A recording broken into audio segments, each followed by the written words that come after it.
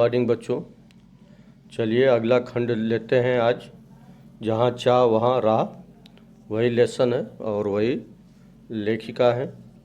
तो चलिए, यह है जो हंसो मत, हाँ, कुछ कह कर मतलब कुछ कर सकता है तो वह हम ही है। माने आपस में बच्चे कह रहे हैं कि हंसो मत, यदि कुछ कर सकता है तो हम लोग ही हैं। आत्मविश्वास भरा यह स्वर दामिनी का था। हर समस्या का निदान संभव है और प्रकृति ने विचार करने के लिए हमें बुद्धि दी है। प्रकृति क्या दी है हमको? बुद्धि।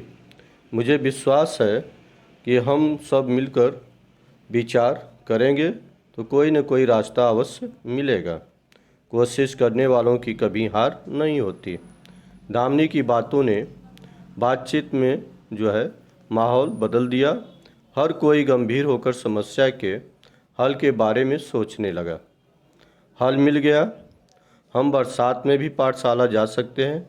आशीष की आंखों में चमक और स्वर में उत्साह था। कैसे? सबने एक साथ पूछा। हम नाले पर पुल बनाएंगे। पुल? हाँ, मित्रों के स्वर में आश्चर्य और को भाप कर जो है आशीष ने आत्मविश्वास पूर्वक उत्तर देते हुए कहा, हाँ, पुल। विज्ञान की पुस्तक में हम सब ने पुल की जानकारी पढ़ी है और जब कभी शहर गए हैं बड़े बड़े पुल भी देखे हैं। अंतर्जाल से हम जानकारियाँ भी प्राप्त कर सकते हैं। और गांव का नाला बहुत ज़्यादा चौड़ा नहीं है। हमें लगभग 10 फीट का पुल बनाना होगा। और पुल बनाने का विचार जंगल की आग की तरह यशवा गांव में फैल गया। जंगल की आग की तरह मतलब ये क्या है? मुहावरा है। माने जंगल की आग की तरह मतलब तेज़ी से फैल गया यशवा गांव में। हर व्यक्ति इस विचार और विद्यार्थियों के हौसले की प्रशंसा कर रहे थे। माने यशवा गांव के प्रत्येक व्यक्ति जो है बच्चों के विचार और मतलब हौसले का प्रशंसा कर रहा था। विद्यार्थियों ने छोटे छोटे समूह बनाकर इस प्रकल्प की बारीकियों पर काम करना शुरू कर दिया। प्रकल्प मतलब योजना, बारीकियों मतलब उसके जो है बारीकियों मतलब उसके विषय में, मतलब क्या कहते हैं उसको कैसे सुचारू रूप से करना है। बारीकियां मतलब उसकी विशेषता। और सामग्री की सूची बनाई। सामग्री मतलब सामानों की सूची बनाई और सामग्री खरीदने के बीच के लिए जो है 20-20 रुपये एकत्रित करना आरंभ किया। मतलब एक दूसरे से 20-20 रुपया लेकर के एकत्रित करना मतलब इकट्ठा करने लगे। तब तक पाठशाला के शिक्षक और गांव के लोग भी सहायता के लिए आगे आ चुके थे मतलब आ गए। देखते देखते सामग्री के लिए आवश्यक राशि जमा हो चुकी थी।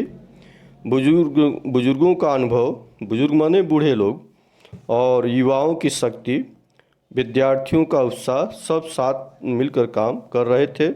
संगठित प्रयासों से काम आकार लेने मतलब होने लगा। और सीमेंट के पाइप खरीदे गए, पत्थर इकट्ठे किए गए, ईंट आई और बंजर जमीन से मिट्टी खोदी गई। गांव के छगन बाबा नामक एक बुजुर्ग ने प्रचुर मात्रा में रेत उपलब्ध करा दी। रेत मतलब रेती, बालू जिसको कहते हैं। पुल बनाने के लिए पूरे गांव के हाथ एक साथ मिट्टी का भराव करने लगे।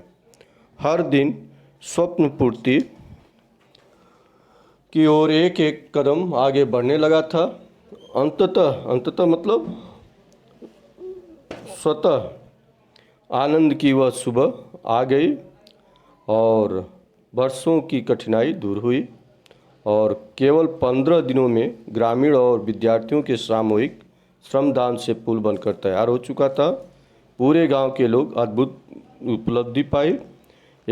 सभी ने एकता, संगठन और श्रमदान का महत्व भी समझा।